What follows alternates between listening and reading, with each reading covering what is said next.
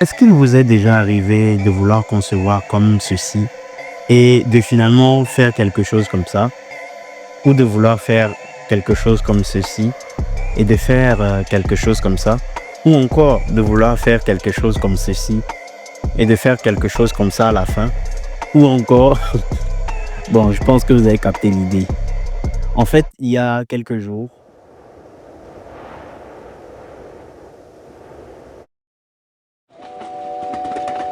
j'étais en train de faire un petit voyage et entre deux cafés avec un très beau paysage, j'envoyais quelques photos et vidéos à des cadets en architecture. Et il y a une problématique qui est survenue. En fait, la problématique, c'était de savoir pourquoi est-ce que quand ils voulaient faire, je veux parler de ces cadets en architecture, quand ils voulaient faire des projets comme ceux-ci, ils finissaient par faire des immeubles de mairie. Bon, j'ai rien contre les mairies, hein, mais je pense que vous voyez ce que je veux dire. Et je pense que je peux dire quelque part que je comprends bien cette problématique parce que depuis que j'étais étudiant en architecture, c'est-à-dire depuis la 3e année, si je ne me trompe pas, cette question-là me taraudait vraiment l'esprit. Et c'est même cette question qui m'a poussé à écrire mon premier livre après être devenu architecte bien après. 5 minutes later. Bien après, j'ai écrit ce livre-là parce que je faisais des recherches sur ce sujet depuis la 3e année, voilà. Et donc, je me suis dit que ce serait intéressant comme idée de vidéo. Et donc aujourd'hui, on va voir pourquoi est-ce que quand on veut faire tel genre de projet, on finit par faire ça. Bon, le ça, vous avez compris. Non, mais plus sérieusement, loin de vouloir critiquer une certaine méthode, hein, mais on va essayer de comparer en fait. C'est vrai que dans le livre, je présente plusieurs méthodes en fait qui nous permettent d'avoir des projets, de concevoir des projets en fait qui sont originaux, qui parlent, qui font ressentir des choses. Mais pour les besoins de la vidéo, on va utiliser seulement une méthode et avec laquelle on va faire une comparaison. Donc aujourd'hui, je pense qu'on va parler de deux méthodes. D'une que j'appelle Program Driving Methodology et une autre qu'on appelle Intention Driving Methodology. Ici, généralement, tout commence par une liste des surfaces, des ratios, des budgets et des normes. Et puis, il y a cette fameuse recherche d'images de référence qui en soi est un excellent moyen de s'inspirer, il faut le dire. Mais cette démarche, elle est souvent guidée par la forme. On cherche des volumétries cool à reproduire, faute d'avoir posé une intention claire dès le départ. Par exemple, taper bâtiment moderne, béton, ligne épurée sur Pinterest. Non pas parce que ça sert un concept, mais parce que c'est ce qu'on aime bien. Ou parce que ça a l'air pro. Ou même parce que le cubisme, ça passe toujours bien. Bref, les critères esthétiques ou pratiques, en fait, ce sont des critères, pas forcément des métronomes capables de guider toute la conception du projet. Et dans cette approche, on choisit souvent, par exemple, on choisit souvent des types de cloisons qui sont faisables ou disponibles, ou ce qu'on fait souvent. Un autre exemple, le type d'ouverture, il va dépendre des options proposées par le logiciel ou peut-être de nos habitudes. En résumé, ce sont des choix qui sont faits pour optimiser le temps, les moyens, la construction, et voilà. Et elle a des avantages, cette démarche, il faut le dire. C'est qu'on a souvent une efficacité spatiale, des délais qui sont respectés et des coûts qui sont généralement bien gérés, puisqu'on maîtrise mieux les mètres carrés dans cette démarche-là.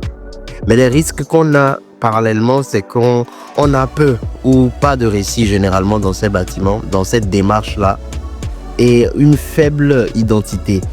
Et aussi, il arrive souvent qu'on ait une expérience utilisateur qui est très standardisée dans cette approche.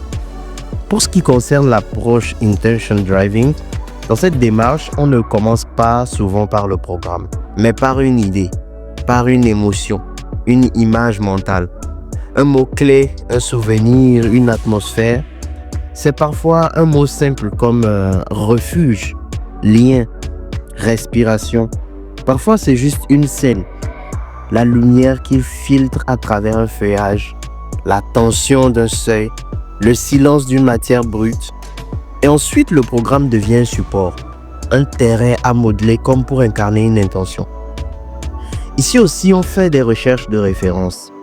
Mais la différence, c'est que ces images, ces références-là qu'on cherche, elles sont filtrées par une vision. On ne cherche pas juste ce qui est beau ou tendance. On cherche ce qui résonne avec ce qu'on veut dire ou ce qu'on veut faire. Rappelez-vous, dans la première vidéo, on avait parlé de ces architectes-là qui faisaient ressentir des choses, qui traduisaient des choses qu'on ne pouvait ni voir ni entendre au travers de leur architecture.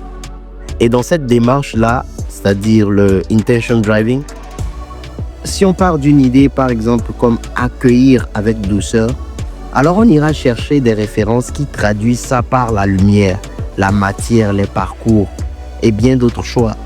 C'est-à-dire que chaque choix, chaque volume, chaque matériau, chaque ouverture est alors référé à cette boussole initiale.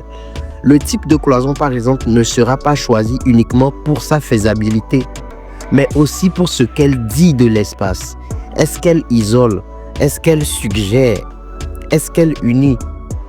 Les ouvertures, par exemple, ce ne sera pas ce que j'ai l'habitude d'utiliser, mais celle qui cadre la lumière dans le sens du récit.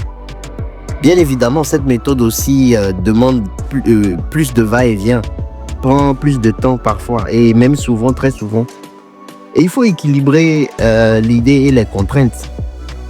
Mais les forces de cette approche sont qu'on a une architecture qui a une identité forte, une cohérence entre les choix, une expérience marquante pour les usagers et surtout un projet qui ne se contente pas d'être efficace mais qui reste une mémoire. En vrai, pour ceux qui ont déjà fait ou qui font de la musique, c'est un peu comme composer une symphonie avant de distribuer les partitions.